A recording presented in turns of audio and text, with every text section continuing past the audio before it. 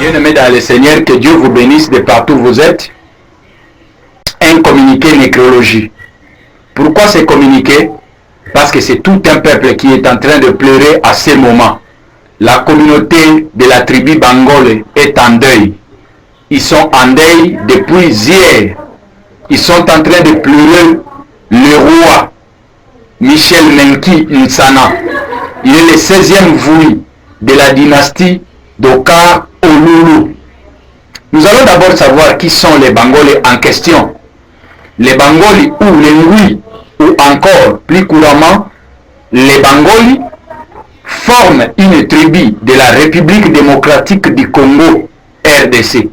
Ils vivent sur les rives de la rivière Kasaï, dans les zones frontalières entre les territoires de Kwilu et de Mai-Ndombe dont ils sont ressortissants au Bandundu.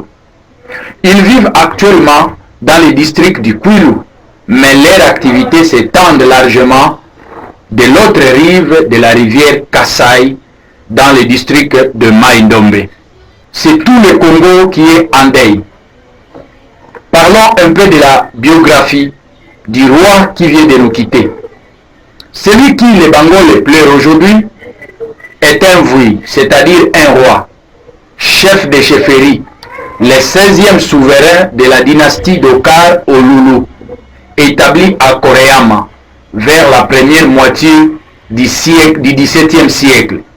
Il fut reconnu grand chef coutumier depuis 1962 par Isaac Kalonji, le secrétaire général de l'Association nationale des autorités traditionnelles du Congo, et cela au même titre que Kianfu de Bayaka au Kwango, Nimi de Bachilele et Lukemu de Bakuba au Kasaï, au même titre que Kalamba de Benalulua au Kasaï, Mwatayanfu de Balunda au Haut-Lomami, Msiri de Bayeke au Haut-Katanga, Mwami de Barega au Grand Kivu.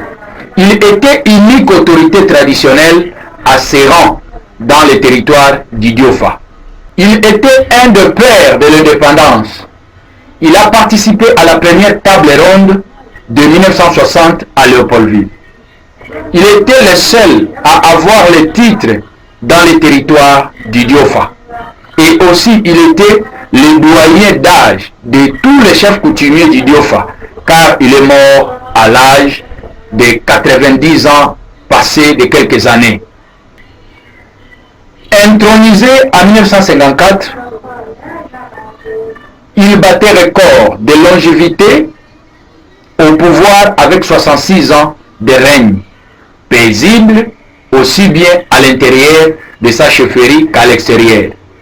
Il était un chef humble, ami de tout le monde. Pour preuve, à la fin de son règne récemment, les Bangoli de partout dans le monde se sont regroupés d'une manière miraculeuse et ont opté par le biais de l'association Amanangui reconnue en Belgique pour lui offrir un bâtiment administratif lui aidant à travailler calmement dans ce royaume.